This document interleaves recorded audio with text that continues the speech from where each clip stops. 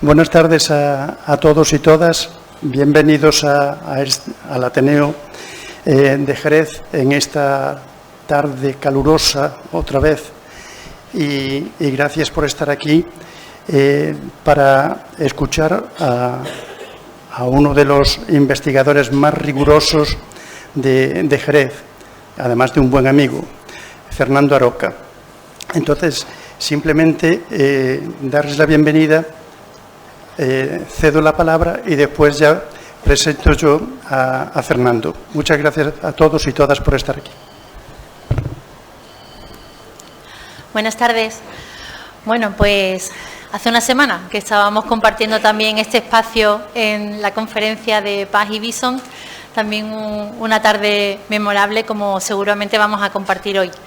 En nombre de la alcaldesa María José García Pelayo, en nombre de Jerez, vengo de nuevo a dar las gracias al Ateneo por la contribución a la cultura, por la contribución a la historia, al aprendizaje y por tanto, al desarrollo y a la calidad, digamos, de vida de aquí de la ciudad de Jerez o de todo el término municipal de Jerez. Y hoy vengo en calidad de delegada de Comercio y Consumo, que además para mí es una de las responsabilidades, una de las encomiendas que tengo entre mis delegaciones, que con más ánimo, con más admiración y con más alegría asumo cada día, porque es un reto continuo el luchar por el comercio local de la ciudad, por la actividad económica de los pequeños autónomos y pequeñas empresas que levantan cada día sus persianas en nuestros barrios, en nuestras calles y en nuestras plazas, y por los mercados de abastos. Y además tengo que agradecer doblemente al Ateneo, que cuando desde mi delegación empezamos a montar el programa del 140 aniversario del Mercado Central de Abastos de la Plaza de Doña Blanca, pues enseguida que les llamé se pusieron manos a la obra y en ese programa del aniversario, del 140 aniversario, son más de 10 actividades las que programó el Ateneo y hoy retomamos después del verano esta conferencia, que además me hace muchísima ilusión, y ahora hablaré de la parte de Fernando, ¿no? Pero continuando con la cuestión de los mercados, tenemos, bueno, pues la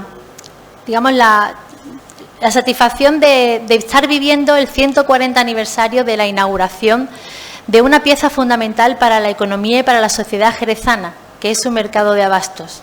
Un edificio, además, que lleva 140 años dedicado a la misma actividad, y por donde han pasado miles de personas, no solamente comprando, sino también trabajando y llevando a su casa el pan de cada día, con distintos tipos de género, pero abasteciendo, por tanto, de productos de primera necesidad a la ciudad. Y además, en este año 2025, pues voy a tener el inmenso honor, y hemos luchado para ello en estos 2 últimos años, de reabrir el mercado de Federico Mayo, el mercado de abastos de Federico Mayo, que les invito el martes que viene, el martes 23 a las 10 de la mañana para su inauguración oficial. Si tienen un huequito, pues allí estaremos celebrándolo conjuntamente. Es dotar a otro barrio emblemático de la ciudad de un mercado de productos de proximidad y que también va a ser un elemento fundamental para la sinergia social y la sinergia de vida de ese barrio. Y estamos como agua de mayo, le decía a Fernando y a Antonio, esperando que los fondos europeos nos admitan el proyecto de rehabilitación y reapertura del Mercado de la Plata, que es otro de los grandes proyectos y grandes ilusiones que si consigo, que si lo conseguimos y lo llevamos adelante, pues ser protagonista también y participar en ese proyecto será también un gran honor para mí. Y bueno, hombre, hola. Te has perdido las gracias. Después te la doy otra vez. Patricio, bienvenido.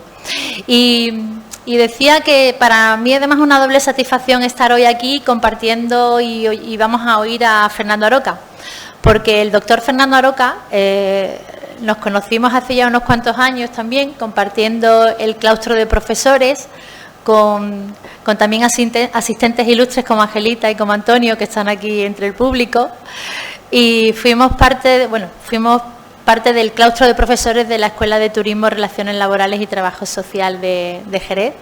Allí nos conocimos, hemos compartido, aparte de ese claustro, luego también kilómetros de viaje apasionante y vecinos además de la calle Corredera, vecinos del centro, luchando también por porque la memoria no se olvide, porque estemos orgullosos de nuestro patrimonio, porque estemos orgullosos de todo lo que ha acontecido en nuestra historia, de lo que hemos llegado a mantener, a sostener, y mientras más valoremos lo que hemos tenido, mientras más valoremos lo que somos, más conseguiremos para seguir siendo.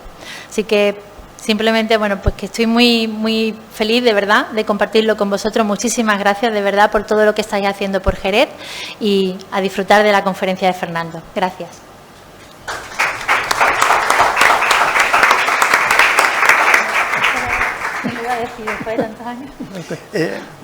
Bueno, buenas tardes otra vez.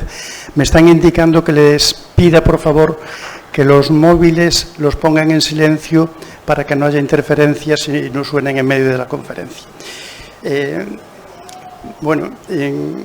Se me ha encomendado presentar a Fernando, y la verdad, cuando Manolo Simancas me pidió que presentara a Fernando Aroca, no me negué, es más, me ofrecí, porque presentar a un amigo siempre es algo estupendo.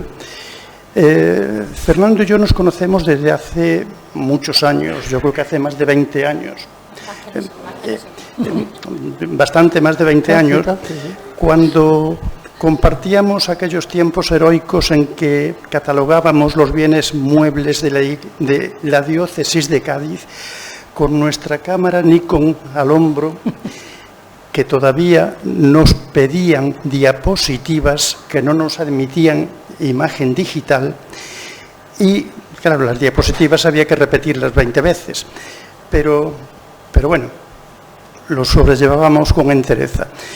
Y todos nuestros sábados libres íbamos a Medina, que allí catalogamos todo lo catalogable, a veces con la colaboración de párroco, monjas, y a veces con la oposición, que también la hubo. Pero bueno, no les voy a aburrir con batallitas. El caso es que cuando yo conocí a Fernando, ya era un referente de la historia del arte en Jerez. Yo cuando conocí a Fernando, para mí era el referente, sobre todo del historiador riguroso, metódico, que era la persona que más sabía de urbanismo de Jerez en el mundo mundial. Entonces, realmente es un hombre, es un historiador muy riguroso. Si nosotros vamos al archivo, tenemos un 90% de posibilidades de encontrarlo siempre trabajando en el archivo, con los documentos, etcétera, etcétera. Y la verdad es que tiene un gran número de publicaciones. Ahora les leeré alguna, tampoco quiero aburrirles, pero la verdad es que Fernando, aparte de un investigador riguroso, es un gran comunicador. Sabe transmitir, y además tiene una cosa fundamental para mí, que es lo que tiene que tener un investigador realmente, que es muy magnánimo, en el sentido que tú, si le preguntas cualquier cosa, siempre está a tu disposición. Tú le dices: Fernando, mira, necesito tal cosa, no te preocupes que te lo busco y te lo doy. Fernando, mira, que es que me han encargado una cosa, no te preocupes que te lo doy.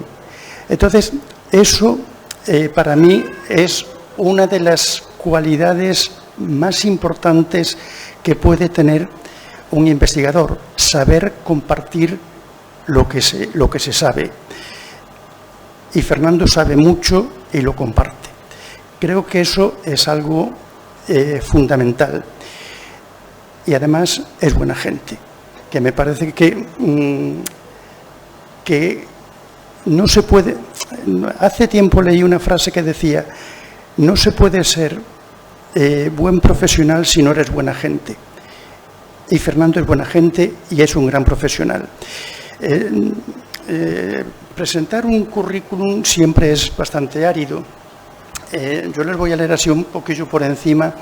Él tiene un currículum inmenso y realmente lo que me ha hecho llegar son 3 cosas. Es licenciado en Historia del Arte por Sevilla, es doctor en Historia del Arte con una tesis que después va a publicar, que es Arquitectura y Urbanismo en el Jerez del siglo XVIII, y todas sus investigaciones, o una gran parte de sus investigaciones, se basan en el urbanismo de Jerez. Ha dirigido una infinidad de cursos como docente, como coordinador, aproximación a la historia del arte en Jerez, Jerez, Historia, Arte y Urbanismo, Arte y Patrimonio Artístico en la provincia de Cádiz, el patrimonio artístico, una clave en la promoción turística de la ciudad, las posibilidades de Jerez ante el turismo cultural. Ha trabajado una cosa fundamental para mí, que es el patrimonio como motor económico. Creo que el patrimonio, y en eso creo que estamos todos de acuerdo, el patrimonio es fundamental. El patrimonio tiene que ser rentable y el patrimonio, si se trabaja, lo es. Ha sido también coordinador del Seminario Turismos Alternativos del Medio Natural Patrimonio, Patrimonio Etnográfico y Turismo, ponente en el curso de formación continua en el desarrollo turístico, ponente en las 10º jornadas de Historia de Jerez. Bueno, creo que seguir con esta es un poco inútil, porque realmente el número de cursos impartidos, tanto como ponente como coordinador, es inmenso. Tiene toda una serie de publicaciones a las que he hecho ya referencia. El arte en Jerez, este es un libro que es fundamental, el tomo 3, dirigido por Diego Caro, en el cual Fernando hace una aportación fundamental a la historiografía del arte en Jerez. Estudios para la arquitectura y el urbanismo del siglo XVIII en Jerez, arquitectura y urbanismo en Jerez en el siglo XVIII, de la ciudad de Dios a la ciudad de Baco, la arquitectura y urbanismo del vino en Jerez, siglos XVIII-XX, cenobios y clausuras en el Jerez barroco, una mirada nueva a la ciudad convento. Realmente, si queremos aproximarnos a la historia de la arquitectura, al urbanismo en Jerez, tenemos que consultar a Fernando. Hoy nos va a hablar del mercado de abastos, que se celebra el 140 aniversario. Les voy a leer la pequeña sinopsis, los antecedentes del mercado central de abastos, mercados y mercaderías en el Jerez de la Edad Moderna. Como en tantas otras ciudades españolas, con la llegada de la Edad Moderna, toma impulso en Jerez la centralización de la venta del abasto público. El traslado a la Plaza del Arenal de las principales oficinas de abastecimiento durante el siglo XVI desencadenó la implantación del despacho de todo género comestible, hasta convertirse en el principal mercado de la ciudad, junto a fraidores de pescado y puestos de carne guisadas situados ante los portales entre la pescadería y la casa del corregidor. Posteriormente, la construcción en esta misma plaza de los nuevos edificios de la Alhóndiga en el siglo XVII y Panadería en el XVIII, así como la ampliación y organización de los nuevos puestos de frutas y hortalizas, afianzarán esta zona consolidada ya como un espacio polivalente de mercado y escenario de espectáculos y celebraciones. El siglo XVIII supondrá un punto de inflexión a través de las ideas ilustradas con la ejecución de un proyecto de mercado central del que solo llegó a ejecutarse la pescadería. También, a finales de este siglo, tiene lugar el traslado al compás de San Francisco de un conjunto de puestos de frutas y verduras, germen de lo que un siglo más tarde será el mercado central de abastos, construido en las desamortizadas dependencias del convento franciscano. Además de todo ello, se abordarán otros aspectos como la venta ambulante en el contexto urbano de Jerez de la Edad Moderna. Y yo siento haber sido tan extenso porque le he robado tiempo a Fernando y le dejo con su disertación que seguro que nos encandilará a todos. Gracias, Fernando, por venir a darnos esta charla y gracias a todos y todas por estar aquí. Muchas gracias.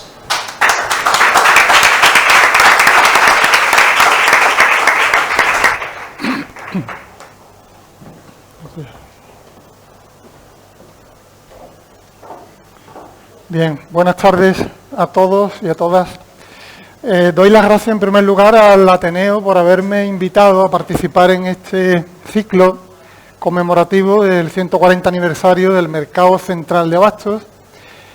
A todos ustedes por vuestra presencia y, cómo no, a mi colega y amigo Antonio Aguayo por estas cariñosas y exageradas palabras. Y también, como no, a Nela García, antigua compañera, y que hoy me alegra mucho de que esté con todos nosotros aquí. Bien,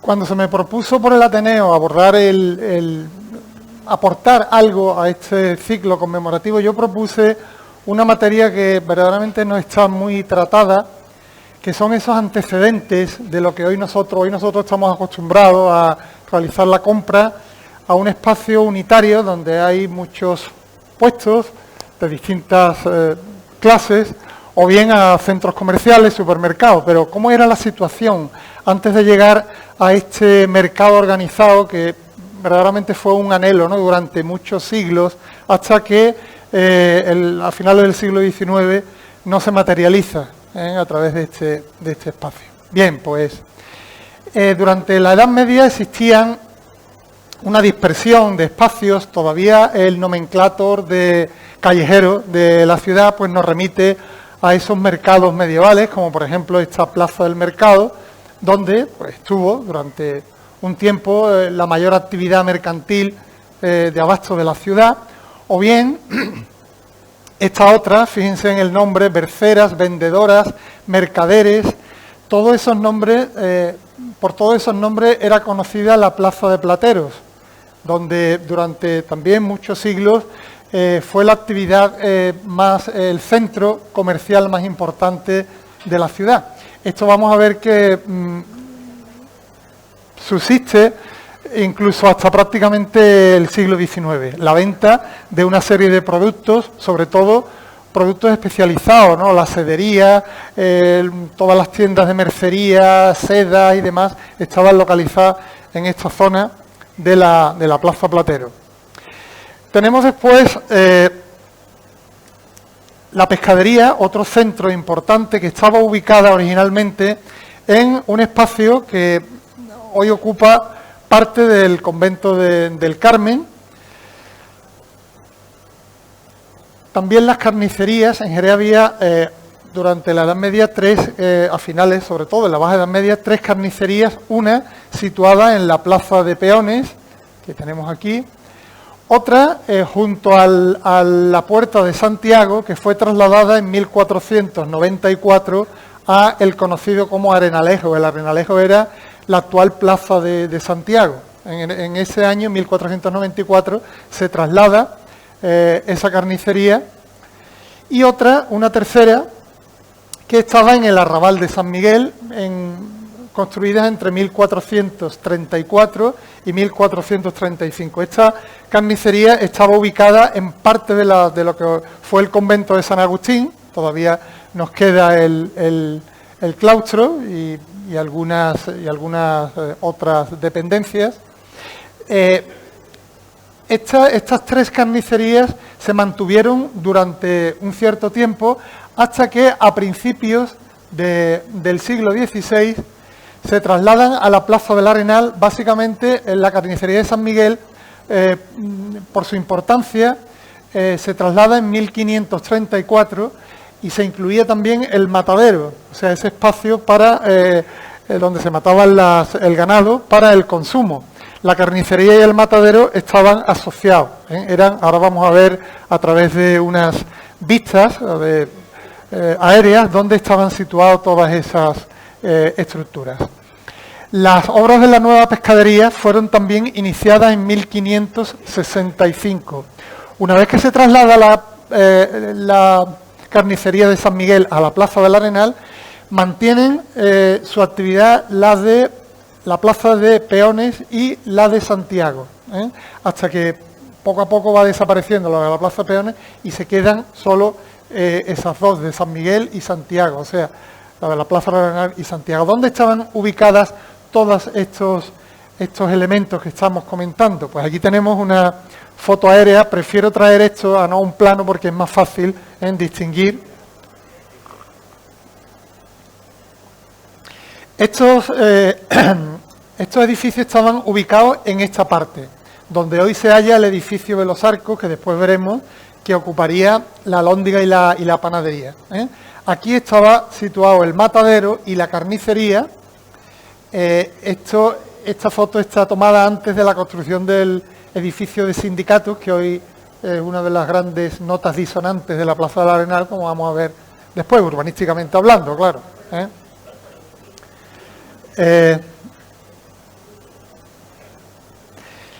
La Alhóndiga también originalmente estaba situada en la Plaza de San Dionisio y en 1539 se traslada a la Plaza del Arenal. Quiero que distingáis bien entre Alhóndiga y Pósito, porque eran dos espacios diferentes. La Alhóndiga era un lugar donde se acumulaba el grano, fundamentalmente el grano, aunque es una palabra de origen islámico que en un principio pues abarcaba también a todo tipo de productos. Por ejemplo, la Alhóndiga de Granada era un espacio donde se vendía de todo. Después se reservó exclusivamente para la venta de grano, fundamentalmente trigo, que se hacía el acopio del grano en estos edificios para la compraventa. Las personas que venían de fuera introducían el grano aquí, lo vendían, incluso los locales lo metían también en Alhóndiga para su venta. El Pósito, a diferencia de la Alhóndiga, era un espacio donde se acopiaba grano. Eran instituciones de carácter estatal, también cuyas muchas funciones estaban transferidas a los ayuntamientos, y en estos pósitos se hacía acopio del grano para regularizar su venta, sobre todo en momentos de carestía, y para el panadeo, o sea, para las panaderías, para garantizar el abasto de pan. El traslado a la Plaza del Arenal de las principales oficinas de abastecimiento durante el siglo XVI va a dar lugar a la implantación del despacho de todo género de productos comestibles, hasta convertirse en el principal mercado de la ciudad. Fíjense cómo de esa dispersión medieval de distintos mercados, distintos servicios, se va a ir unificando en un espacio unitario. Claro, aquí las condiciones eran bastante precarias, porque los edificios no reunían las garantías suficientes pues para la higiene y para, como vamos a ver ahora, ¿no? Los puestos de pan, fruta, verdura, hortalizas, frutos secos, acompañados de freidores de pescado y puestos de carne guisada, situada en los espacios entre la pescadería y la Casa del Corregidor. Para que tengáis una idea, estamos hablando de la zona donde está hoy el edificio de los Arcos. Después veremos que a mí ese nombre no me gusta nada, porque eso suena un poco a centro comercial, ¿no? A supermercado, cuando es mucho más bonito decir Alhóndiga o panadería, que es como se debería llamar a estos dos edificios. En el año 1568, en particular Melchor Rodríguez, Francisco Muñoz y Pedro Hernández, y cito textualmente de fuentes documentales, decimos que tenemos nuestras mesas e tiendas e freideras delante de los portales que están arrimados al muro entre la pescadería nueva y las casas del señor corregidor, donde muchos años y tiempos tenemos asientos para freír y guisar carne y pescado. De más de 20 años esta parte prácticamente sin contradicción alguna. Y pagamos derechos a su majestad de todo lo que se vende. e agora nos perturban esta posesión las personas que viven en los soportales. O sea, están hablando de las quejas de personas que vivían en los soportales de esos edificios y que verdaderamente pues asumían todas esas molestias que suponían esos freidores de carne y pescado que acarreaban pues problemas, ¿no? Siempre al público. El cúmulo de estos vendedores y sobre todo las vendedoras, porque eran mayoritariamente mujeres en las que vendían, propició órdenes por parte del corregidor para el traslado a zonas más resguardadas a fin de dejar libre la plaza. En 1591 se combinaba a todas las mujeres y demás personas que delante de las tiendas de la goleta y pescaderías guisaban y vendían pescados y menudos de ganado a dejar libre el uso público y que tomen casas y sitios donde usen sus tratos, so ciertas penas, atento a que la dicha plaza es la más principal de esta ciudad, donde se ejercitan los caballeros de ella. Aquí vemos este dibujo que hay abajo, es un dibujo preparatorio de Anton van den Wingaerde, que fue un autor que viaja por toda España por orden de Felipe II para hacer unos dibujos de las ciudades. De Jerez hizo 3 dibujos, uno de ellos preparatorio, y vemos aquí una escueta todavía incipiente, Plaza del Arenal, donde destacan algunos edificios. Estas serían las casas del corregidor. Esta sería la Puerta Real, todavía evidentemente estaba en pie. Una plaza que poco a poco se irá convirtiendo en uno de los grandes espacios mercantiles, no solo mercantiles, sino también de escenario de espectáculos públicos de la ciudad. La Plaza del Arenal, que por sus dimensiones, aquí nuestro compañero David Caramazana, que hoy se encuentra aquí, estamos deseosos ya de que publique su tesis doctoral, donde va a exponer pues cosas muy interesantes de esta plaza, porque es una de las grandes plazas mayores españolas, aunque parezca que estamos, bueno, ahí al sur de España, pero ya en esta época se manifestaba como uno de los grandes espacios de todos los espacios públicos españoles. El siglo XVII va a haber también la construcción de nuevos edificios en la Plaza del Arenal. Concretamente, se va a construir una nueva alhóndiga, puesto que la que se trasladó desde la Plaza de San Dionisio a la Plaza del Arenal ocupaba unas dependencias en la zona baja de la vivienda del corregidor. Había siempre problemas de humedades, cuando llovía continuamente estaban recalándose y estaban mojándose el grano, el trigo, y en el año 1678 la ciudad acordó, fíjense que pongo ciudad con mayúscula porque cuando se escriben en estos textos históricos ciudad con mayúscula nos estamos refiriendo al cabildo municipal, a la ciudad como autoridad. Acordó llevar a cabo los cimientos del nuevo edificio a cargo del maestro mayor de obras Diego Moreno Meléndez.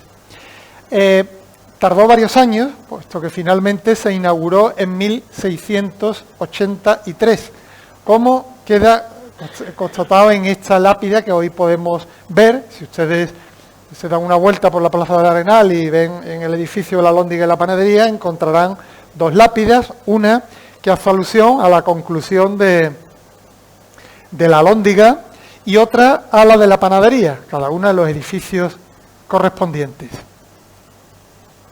Aquí tenemos el edificio que, como antes os decía, hoy conocido como Los Arcos, donde actualmente se encuentra la sede de la Delegación de Urbanismo. Estos eran 2 edificios independientes, uno del 17, que se hace en la fecha que hemos visto, y otro que vamos a ver ahora en el 18, que es el de la Panadería. También vamos a ver que un incendio ocurrido a finales del siglo XVIII, va a dar lugar a la unificación de esos 2 edificios, pero originalmente eran edificios separados. La imagen que nosotros tenemos ahora es fruto de reformas llevadas a cabo durante el siglo XIX, aunque mantiene pues esta galería de soportales con estos pilares de piedra de Gigonza, característicos de la arquitectura jerezana. Fíjense que ya Esteban Rayón, el padre Rayón, era un historiador que en su libro Historia de Jerez, a mediados del siglo XVII, destaca la importancia de la Plaza del Arenal como centro de abastecimiento de la ciudad. Y dice lo siguiente: en estos burgos o arrabales está todo el comercio de la ciudad. La de las justicias, casas de armas, alhóndigas, carnicería, rastro y pescadería, todo ello en una plaza que llaman del Arenal, y fuera de ella el Pósito, que se compone de muchos sitios donde se recoge el trigo. O sea, ya en el siglo XVII estaba consolidada la Plaza del Arenal como un centro mercantil importante, en donde tenía lugar la compraventa diaria de los diferentes productos comestibles. Fíjense que cuando se habla de Plaza Mayor, cuando nos referimos al Arenal como Plaza Mayor, no hay que entenderla como morfológicamente se entendían a las plazas mayores españolas. O sea, una plaza mayor española, desde el punto de vista urbanístico, es una plaza hecha a priori, sobre planos, trazada de una vez, para que nos entendamos. Tal es el caso de la Plaza Mayor de Madrid, o de Salamanca, o de la Corredera de Córdoba. Entonces es un espacio cerrado, totalmente cerrado. La Plaza del Arenal se le llamaba Plaza Mayor atendiendo a las funciones que desempeñaba, no a la estructura morfológica como tal. La Plaza del Arenal no está diseñada de una sola vez, sino es la yuxtaposición de una serie de edificios que conforman un espacio urbano, no totalmente cerrado, pero sí que se presta para muchas funciones. Es un espacio polifuncional, que ahora vamos viendo esas características. El siglo XVIII supuso un punto de inflexión para los mercados en la ciudad. ¿Por qué supuso un punto de inflexión? Pues se producen una serie de cambios sustanciales en la venta de los productos comestibles. Aparecen nuevas estructuras. Fíjense también que el siglo XVIII es el siglo de las luces, en la época de la Ilustración, donde en toda Europa y en España también, y en Jerez también, no pensemos que porque, nuevamente lo digo, ¿no?, porque estemos en la parte más meridional de España, pues ahí estamos perdidos, nos olvidamos, no tenemos contacto, ¿no? Lo que estaba ocurriendo en Jerez también es lo que estaba ocurriendo en España. Se plantean nuevas infraestructuras. Hay una idea de crear ciudades más a la medida del ser humano, con una serie de servicios, se preocupan mucho más, las autoridades, se ocupan mucho más de la higiene, de las infraestructuras, y dentro de todas esas infraestructuras, los mercados tuvieron una importancia bastante relevante. El pan fue el primer producto que gozó de puestos propios, consistentes en unas estructuras a modo de casillas, construidas antes de mediados de siglos, a espaldas del Arco de la Pescadería, en la calle de las Berzas, hoy conocida como Pescadería Vieja. Aquí tenéis una imagen desde la entrada, desde la Plaza del Arenal, de la antigua calle de las Berzas, hoy Pescadería Vieja. Entre 1748 y 1751 se ordena el reconocimiento de los 5 puestos para la venta de pan existentes tras el Arco de la Pescadería, debido a su deterioro, a petición de los panaderos arrendatarios, quienes expresaban lo siguiente: decían que de noche están sirviendo de dormitorio de tunantes y vagabundos, y no siempre se despacha el pan que se trae para vender. Y como no tienen puertas, es menester andar llevando y trayendo. O sea, la cuestión pues de la seguridad era muy importante y fue uno de los objetivos prioritarios, ¿no?, a la hora de establecer una serie de elementos como estos que se crean en 1758. Se van a construir 22 puestos de hortalizas y frutas en esta misma calle, colindante a la plaza, bajo proyecto del maestro mayor de obra Pedro de Cos, con estructuras muy sólidas de hormigón y solería. Ya vamos viendo que vamos avanzando en la construcción de este tipo de... Aquí tenéis un alzado de estas estructuras. Esto ya lo publiqué yo en mi tesis, donde traté el mercado y otros servicios. Y llegamos a una obra de bastante envergadura que se construye en la ciudad, que es la nueva pescadería.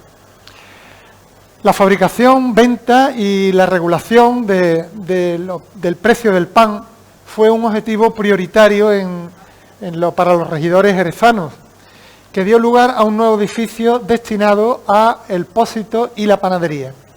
El proyecto se lleva a cabo en 1742, se inicia a cargo de un arquitecto llamado Juan Jiménez de Tobar, conocido como Juan Alejandro, que fue famoso en la época por ser el principal autor del sagrario de la parroquia de San Miguel, un arquitecto que murió joven y que tuvo que, interrumpir, ¿no?, evidentemente su vida laboral, cayó enfermo. Se acordó se hiciese planta para la fábrica de los almacenes del pósito en el sitio de la pescadería, de suerte que se hiciese también panadería por no haberla en esta ciudad. El proceso se demoró hasta el año 1771, año en el que, tras la autorización real comunicada por el Marqués de la Ensenada, comienzan los trabajos. Fijaos que desde 1742 hasta 1768, que no se inaugura, han transcurrido una serie de años. ¿Esto por qué es? Pues lo de siempre, porque las arcas municipales estaban sin recursos, lo mismo que ahora. O sea, el Ayuntamiento de Jerez no ha tenido nunca dinero, no es nada nuevo. Bien, pues también, como digo, esta lápida nos muestra la fecha de conclusión de esta panadería, que verdaderamente se erige como un edificio bastante relevante. Se hace exactamente a imitación del edificio contiguo, que es el de la Alhóndiga, con 33 balcones distribuidos en 3 cuerpos, a semejanza de la antigua Alhóndiga. Constaba de 9 almacenes, 3 por planta, con capacidad para 16.560 fanegas, o sea, cerca de 920 toneladas de grano, con pilares y bóvedas. Fíjense además, detalle, que esto es una nota común prácticamente en todas las plazas mayores españolas, que es la construcción de una serie de ventanas con balcones, de unas balconadas, porque todos estos edificios que rodean la plaza eran privilegiados palcos para el disfrute de los espectáculos públicos que se celebraban, en este caso, en la Plaza del Arenal. Corridas de toros, juegos de cañas, alcancías, proclamaciones reales, procesiones, incluso misiones, las predicaciones de los misioneros que acudían, y desde muchos de estos balcones eran famosas las predicaciones de los misioneros, entre otras las de el beato Diego José de Cádiz, ¿no?, que era un misionero que iba pues por todas las ciudades españolas predicando y además exaltando a la prohibición de espectáculos como la ópera. Era un hombre muy retrógrado para la época, no lo digo por verlo con óptica actual, sino ya en la época era un fraile bastante retrógrado que, prohibió, llegó a conseguir que se prohibieran en Jerez también las corridas de toros, las óperas y los espectáculos, el teatro, ¿no? Bien, aquí tenemos imágenes de la antigua panadería, hoy, como digo, convertido en la Delegación Municipal de Urbanismo. Esta es una de las salas, de los espacios más singulares de este antiguo edificio, que yo os recomiendo que, si no lo habéis visitado, podáis visitarlo, porque merece la pena. Está muy transformado, evidentemente, pero nos podemos hacer una idea de la importancia de este edificio ya en la época. El 14 de marzo de 1794, un incendio que se originó en las casillas de madera para la venta de hortalizas dañó gravemente a los edificios colindantes de la Alhóndiga y la panadería.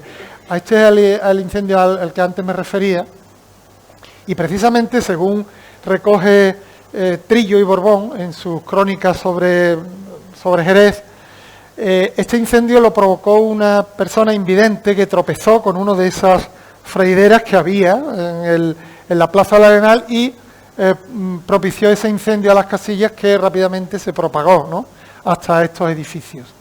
Una semana después fue dictado un auto por el corregidor. Bueno, tanto la Alhóndiga como la panadería se someten a un proceso de restauración que duró unos cuantos años y que dio lugar al aspecto tal y como hoy nosotros conocemos esos dos edificios unificados, aun cuando en el siglo XIX se termina, ¿no?, de transformar. Una semana después, decía, fue dictado un auto por el corregidor para la creación de unos servicios básicos contra incendios, al igual que existía en muchas ciudades del reino. Se ordena establecer una oficina en sitio proporcionado y en donde, desde luego, se custodien los útiles convenientes para ocurrir a estos desgraciados fines, y que se tienen en las ciudades y pueblos más populosos. O sea, ya existían unos establecimientos contra incendios en las principales ciudades españolas y Jerez no lo tenía. Con lo cual, aquí tenemos el germen, el origen de lo que tiempo más tarde sería el parque de bomberos, ¿no? Estos consistían simplemente, pues, en un habitáculo con una serie de instrumentos, palas, picos, jeringas, ¿no?, para provocar, y en caso de incendio también, pues, desde la torre de la vela o de la atalaya se hacía el toque de campana para que mucha gente acudiera a sofocar esos incendios, bien con carretas, con botas de agua para sofocar todos estos incendios que eran frecuentes, ¿no?, que se produjeran. Entre otras cosas también porque la madera era un material muy utilizado en la construcción. Básicamente todas las estructuras internas de techumbre y demás estaban construidas con vigas de madera. El aspecto polifuncional de la Plaza del Arenal la convierten en un gran mercado y, como decía antes, sin olvidar su carácter de gran escenario de celebraciones. Aquí tenemos un grabado del siglo XVIII de la Plaza del Arenal, como en la época o en las distintas festividades. Esto nos daría para muchas charlas porque es muy interesante, ¿no? Hay mucha documentación al respecto de cómo se celebraban las fiestas, de cómo eran esas corridas de toros, las alcancías, los juegos ecuestres en que se celebraban. Jerez era una plaza muy importante y por eso tuvo una plaza, en este caso la Plaza Mayor o Plaza del Arenal, tan importante, de esas dimensiones, porque en Jerez había mucha afición taurina y era uno de los puntos neurálgicos de la celebración de esos espectáculos ecuestres, de juegos y cañas y demás.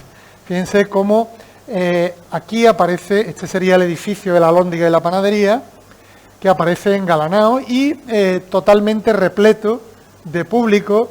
De hecho, esos balcones estaban en manos de distintos propietarios que los arrendaban a precios muy elevados durante la época de las celebraciones. Se pagaban altos precios por el arrendamiento. Hay muchos contratos en el archivo de protocolos notariales, tenemos infinidad de contratos de arrendamientos de balcones y de compraventas de estos balcones para presenciar los espectáculos públicos. En 1792 es una fecha importante también porque se traslada el matadero a uno de los extremos de la ciudad, en los límites de la calle Arco, en la actual calle del Matadero. Fíjense que el matadero hemos visto que se trasladó en las carnicerías de San Miguel, de época medieval, se traslada al Arenal en el siglo XVI, después se reforma, y el matadero era evidentemente un espacio que generaba mucha inmundicia, mucha insalubridad. Todas las aguas sanguinolentas que se vertían tras la matanza de los animales, de las reses y demás, pues eran vertidos al espacio público y ocasionaban pues notables focos de insalubridad. Esto estuvo siempre presente en las autoridades y hubo diferentes intentos de traslado del matadero. De hecho, en 1600, ya muy al final del siglo XVI, en el último año del siglo XVI, hubo un intento de trasladarse al matadero, pero no se pudo llevar a cabo, como siempre, por falta de medios, y esto se consigue en 1792. Fíjense que el matadero, además, era un espacio donde se recibía un ganado que venía desde el ejido, que era lo que hoy es la Plaza de Madre de Dios. Por ahí entraba el ganado y recorría toda la calle Corredera hasta desembocar en la Plaza del Arenal, con todos los problemas que eso podía ocasionar. En una ocasión, una red se escapó y se coló en la iglesia de San Miguel. Estamos hablando de 1787, creo que fue. Imagínense, se estaban celebrando 3 misas en ese momento en San Miguel y el alboroto que causó, imaginaos, ¿no? Una señora, por lo visto, porque eso hay crónica, se subió al púlpito, se encerró y de allí no se bajó hasta que la red no se fue, ¿no? Dijo, ¿a mí de qué? Bueno, pues este traslado del matadero de la Plaza del Arenal originó la creación, en sustitución del matadero, se crea la Posada de San Dionisio, que estuvo prácticamente en activo hasta que se construyó el edificio de los sindicatos. ¿Cómo? Pensé que habíais dicho algo. Aquí lo vemos todavía, vuelvo a poner esta imagen aérea de la plaza de todo el entorno. Aquí estaría.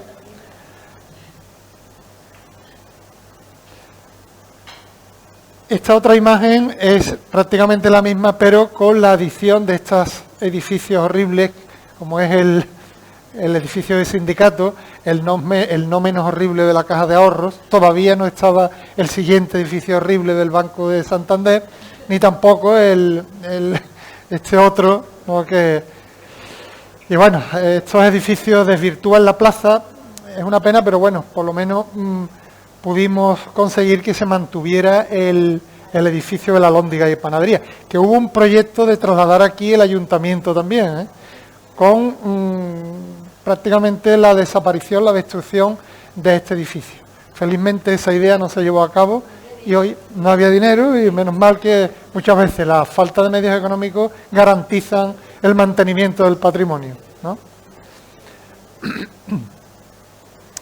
El matadero se traslada a un espacio, esta imagen no es buena, pero es de cuando todavía el matadero estaba en la calle Matadero, ¿no? Lo que hoy conocemos como la calle Matadero, hasta que en los años 60 se traslada a la Asunción, que es donde estuvo prácticamente hasta hace unas cuantas décadas, en que se cerró y en su lugar pues fue construido el centro comercial que actualmente ocupa.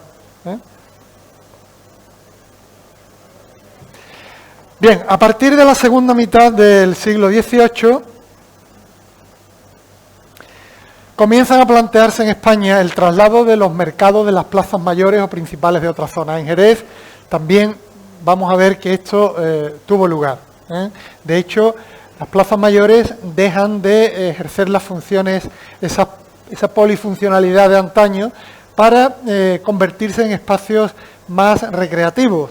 De hecho, se establecen los mercados independientes, se crean los teatros independientes, se crean las plazas de toros diferentes. Fíjense que se mantiene el nombre de plaza, plaza de abasto, plaza de toros, en relación con el lugar donde originalmente tenían lugar esas actividades, que era la plaza mayor de la ciudad.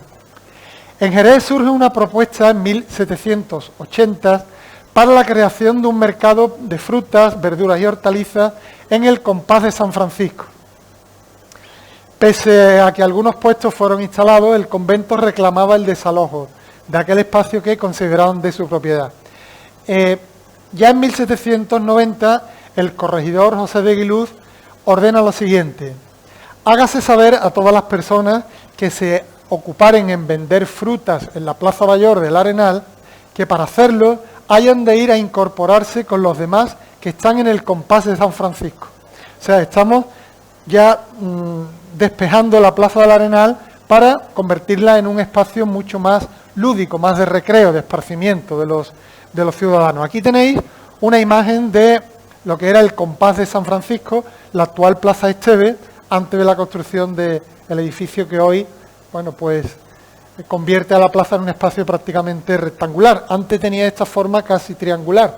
Este es un plano de 1780 que se conserva en la Real Chancillería de Granada, y también en el archivo de protocolos de Jerez hay una copia, vamos, se hicieron 2 planos. ¿Por qué está en la Chancillería de Granada? Pues porque este plano se realiza a raíz de un pleito que tuvo lugar entre el convento de San Francisco y algunos propietarios de casas. Esta sería la calle Corredera, Lancería, y aquí la Plaza del Arenal. Para que nos situemos, esta sería la puerta de San Francisco, de la iglesia. Aquí tenemos la puerta de los claustros, la capilla de Jesús Nazareno, la Hermandad de Jesús Nazareno radicaba aquí en el convento de San Francisco, o también el almacén de la Hermandad de las 5 Llagas, la otra hermandad que radicaba en este convento. Bien, pues este pleito, este litigio que tuvo lugar entre los franciscanos y los dueños de casas, los franciscanos decían que este espacio era de su propiedad, cuando verdaderamente no lo podían demostrar porque no había ningún documento escrito que lo confirmase. El Cabildo Municipal decía que no, evidentemente que eso era un espacio público, aun cuando el espacio se cerraba por la noche para evitar la pernoctación, que pernoctaran gente de mal vivir, ¿no?, como era lo que se llamaban en la época. De cualquier forma, nos viene muy bien este plano para conocer cómo era la situación de este antiguo compás o ejido de San Francisco, como se llamaba, o patio de San Francisco, como todavía hay mucha gente que le llama la Plaza Esteve, ¿no?, el patio de San Francisco. Llegamos a otra fecha clave, que es la de finales del siglo XVIII, 1799, donde tuvo lugar un interesante proyecto de mercado. Este va a ser el primer proyecto de mercado unificado que va a tener lugar en Jerez. No se llevó a cabo en su totalidad, pero sí se construyó uno de los edificios que formaban parte de todo este complejo. El proyecto se debió al arquitecto José de Vargas, que fue el primer arquitecto titulado por la Academia de San Fernando Madrileña, fue maestro mayor de obras de Jerez, y lleva a cabo un proyecto totalmente inmerso en las ideas ilustradas, en el nuevo concepto de mercado al que antes hemos hecho alusión.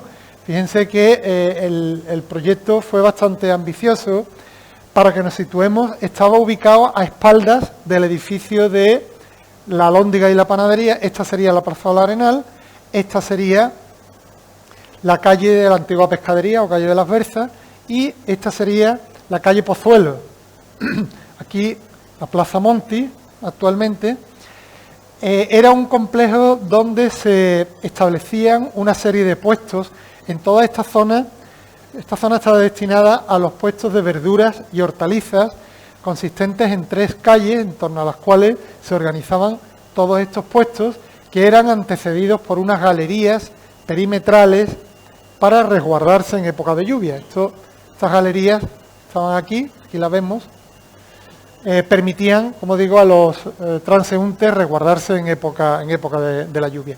Se aprovechaba el edificio de la carnicería, que ya existía, aunque con algunas reformas, y se creaba otro edificio nuevo destinado a la pescadería, que fue el único que se llegó a construir de todo este complejo. Aquí lo tenemos, y aquí tenemos pues el resultado, que hoy está convertido en sala de exposiciones, y pues nada más ver la fachada, pues vemos cómo se trata de un edificio de acentuado carácter neoclásico, siguiendo los nuevos planteamientos de lo que se estaba haciendo en la España del momento.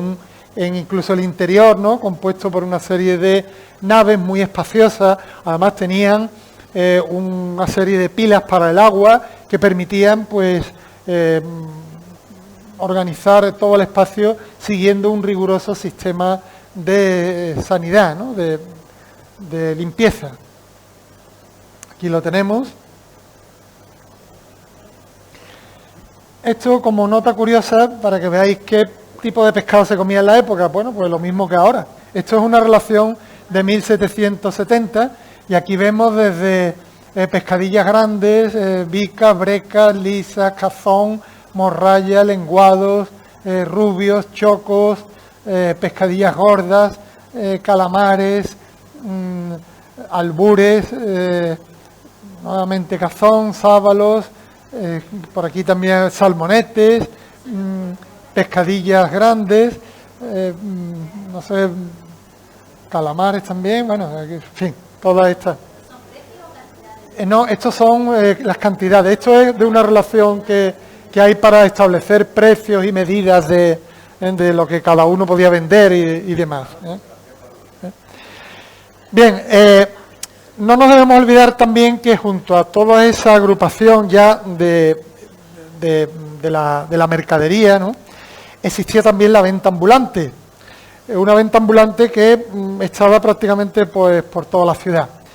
En 1796, ante la crecida porción de puestos con uvas, melones, sandías, higos de tuna que obstaculizaban el paso de los vecinos por las calles, se dicen que dichas frutas se vendan en los puestos destinados para ello. Y, cito textualmente la documentación, siendo solo permitido puedan venderse en las calles, por la antigua costumbre que hay establecida, la inferior fruta llamada higos de tuna, pero situándose en los recodos, rinconadas o parajes, donde no estorben y sin arrojar las cáscaras de por medio. Fijaos que pone inferior fruta, estaba considerado un poco una fruta de menor calidad. Hoy un higo chumbo está a precio de oro, ¿no? Como todo, todo. Esta tradición vemos que todavía se mantiene. Y es curioso porque ahora sí están agrupados ya con otros tipos de productos, pero hasta hace relativamente poco tiempo eran muy frecuentes los tenderetes de higo chumbo por la calle. Pues también se estableció que los buñoleros, que igualmente estorbaban dichos tránsitos con los anafes y otros utensilios, incomodan a todo el vecindario y transeúntes con el uso del aceite. Era verdaderamente incómodo y además era un problema ya por cuestiones de seguridad, como hemos visto que el incendio de 1794 pues acarreó pues esa desgracia, ¿no? Se combina también a los vendedores a que se establezcan en sus casas o accesorias.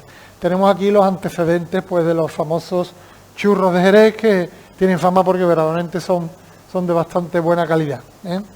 Imágenes como estas, que son relativamente recientes, digo relativamente porque, bueno, pues la venta de productos ambulantes ha estado por todas las calles de la ciudad y, bueno, pues era frecuente. Fíjense que esta imagen de la Plaza Platero no es tan antigua.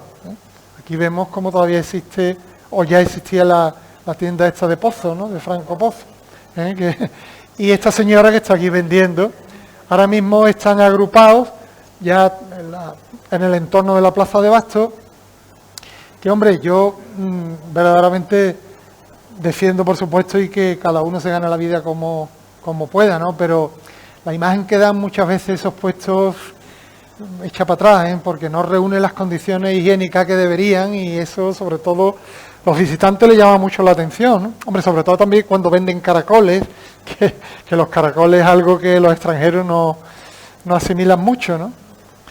Yo en cierta ocasión, cuando estaba en un bar tomando caracoles, había no sé si era, de dónde era, americano, ¿no?, y me hizo un gesto así, y yo no me pude resistir, le dije, no, McDonald's, digo, esto está bueno, McDonald's para mí es lo que no me gusta. Bueno, pues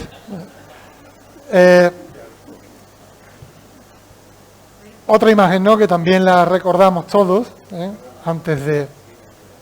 Ya nos adentramos en el siglo XIX y vamos viendo cómo todo ese proceso que hemos visto de unificación de puestos, en primer lugar en la Plaza del Arenal, después ya conforme avanza el siglo XVIII se va a intentar que se establezcan cada vez más regularizados. Todo esto va a tener lugar ya en el siglo XIX. De hecho, el 19 de marzo de 1822 se inaugura un mercado para la venta de frutas y verduras con un conjunto de puestos distribuidos en 5 pequeños solares, que lo tenemos aquí, cuya superficie total alcanzaba los 1.847 metros. Fijaos que esto es un plano de esta época de un arquitecto, Francisco Javier Velázquez, y prácticamente pues no ha cambiado nada el antiguo compás de San Francisco, se mantiene prácticamente el espacio triangular, con los accesos a la iglesia, a las dependencias, pero ya de alguna manera se regulariza ese espacio. Fíjense que hasta todavía incluso en la primera década del 19, el convento franciscano reclama la propiedad de este espacio y invita al ayuntamiento a que los vendedores se marchen, cuando el ayuntamiento decía que no, que era un espacio público. Estos puestos de verduras fueron derribados en 1885 y en su lugar fue ocupado por una zona jardinada. Aquí vemos en esta imagen aérea también, todavía se mantenía la posterior Plaza Esteve con ese trazado triangular original. Aquí vemos esta zona jardinada antes de la construcción de este edificio que hoy ocupa uno de los frentes, el edificio de Fernando de la Cuadra, junto con el que está frente al Gallo Azul. Todavía aquí lo vemos y vemos la Plaza de Abastos tal y como fue concebida antes de la inconcebible mutilación a que fue sometida en los años 50, ¿no? Es inexplicable cómo un edificio de esta categoría y de ese porte, ¿no?, pues fue prácticamente mutilado, ¿no?, con el sinsentido de darle más espacialidad a la plaza. El edificio fue inaugurado en 1885. No voy a hablar de este mercado porque de eso hay personas. Aquí Jesús Caballero, que nos acompaña hoy, ha estudiado muy bien este edificio a través de sus publicaciones, y eso sería ya pues motivo de otra charla. Este mercado, pues como digo, con este mercado se cumple ese anhelo que durante tantos años pues se mantuvo, ¿no?, vigente en Jerez, pues de hacer un espacio para la venta de esos productos comestibles a nivel de las principales ciudades de España. Estamos hablando ya de una época en el que Jerez pues era una ciudad de un peso económico muy muy relevante, dado por la importancia de la industria del vino, que posibilitó pues la construcción de una serie de infraestructuras que no tenían nada que envidiar a las principales ciudades españolas. Pues con esto, agradeciéndoles vuestra asistencia y paciencia, me despido de ustedes, y si alguien quiere hacer alguna pregunta o quiere aportar algo, yo encantado.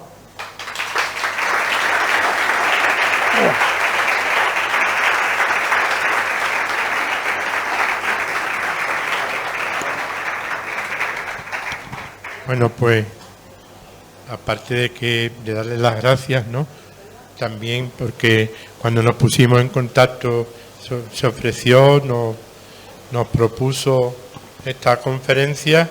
Te lo agradecemos, Fernando, y lo que dice, lo que él ha dicho, si alguien tiene alguna pregunta que hacer, pues ahora tiene la oportunidad. ¿Alguien quiere preguntar algo?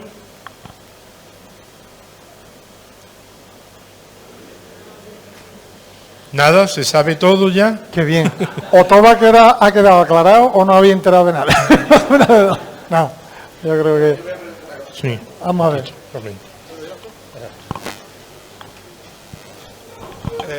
Hola, buenas tardes. Buenas tardes. A mí me ha llamado la atención porque no lo conocía, no sabía que la pescadería que ha citado usted, que estaba en el Carmen, he hecho como una visual y es verdad que visto así de esta forma, en la época medieval, el hecho que estuviera Plaza Platero, calle Cedería, la pescadería, las carnicerías también en la Plaza Peones, Carpintería Baja, te hace como una idea de lo que era la ciudad medieval, con estas dos calles principales que son Francos y Guardia de la Coste, que llevan hacia la Plaza del Mercado. Y me ha llamado la atención porque no me había hecho yo esa idea, y cuando ha citado la pescadería está en el Carmen, que no sabía que había estado allí, pues he hecho esta visual como de las antiguas Medinas de Marruecos. Efectivamente, además muy cerca estaba la alcaicería, donde bueno era la venta, ¿no?, de los productos. Esa zona de la Plaza de Plateros y demás tenía mucha actividad. De hecho, durante la Edad Moderna no perdió en gran parte de... Todavía existían puestos allí de de frutas, verduras y demás, pero como dije antes, se especializa más bien en esos otros productos de mercerías, tiendas de telas, de seda. Según las zonas, por ejemplo, la actual calle Consistorio, que en verdad eran dos calles, calle de la ancha de la ropa hecha, la calle de la juguetería, estaba especializada precisamente en los jugueteros, ¿no? Las tiendas de los jugueteros. Y cada zona pues tenía su especialidad, por decirlo de alguna forma. Sí, sí. Además, la pescadería ahí, claro, estamos hablando de una época en la que los edificios eran bastante precarios, ¿no? Una de las razones por el traslado de la pescadería, fíjense, era porque cuando transcurrían por esa zona algunas procesiones, el Corpus, por ejemplo, que era la principal procesión que había en la ciudad, pues se decía que no era decoroso que pasara el Santísimo con toda aquella inmundicia de pescado de maloliente y de residuos entonces una de las razones fue, entre otras muchas, claro, fue esa, ¿no? También me ha llamado también la atención el hecho, lo que ha dicho usted al final de la ponencia, que el mercado en hierro, como era este de Jerez, da fe de la importancia que tenía Jerez, puesto que en Cádiz no hay otro mercado como este. Ya sí lo hay en Sevilla, en la Encarnación, Triana, si te vas a Barcelona, la Boquería, en Valencia, San Miguel en Madrid, y ya luego en Londres también un montón de mercados de este tipo en hierro que no somos conscientes de la importancia que tiene este edificio. Hombre, por eso, hombre, debemos ya, lo que nos queda de él, debemos de cuidarnos, después de esa barbaridad que se hizo como tantas otras, bueno. Yo siempre digo también que hay algunas, vamos, al hilo de la conservación del patrimonio, cuando vienen, yo a lo mejor han venido gente de fuera que les he enseñado parte de Jerez y demás, y entramos en el claustro de Santo Domingo y dicen, esto es una maravilla, digo, esto es un claustro del antiguo, digo, esto primero es un milagro que esté aquí, o sea, que se conserve eso en pleno centro de Jerez, en la época de la especulación y demás, es un verdadero milagro, ¿no? Pues esto pues, prácticamente. ¿Alguna cosa? Bueno, yo agradecerte toda tu sapienza, que además la traslades, ¿no? Yo siempre nunca entendí por qué le llama la plaza de Esteve cuando no es una plaza. Ahora me he enterado. Lo que quería saber es esa barbaridad que hicieron, porque con lo bonito que se ve ahí, con los jardines, ¿qué lo que se construyó ahí, a raíz de que se construyó, qué argumento había para esto? Porque la verdad me ha dejado un poco sorprendido, ¿no? ¿Por qué motivo eso? Yo exactamente no lo sé. Vamos, no lo sé.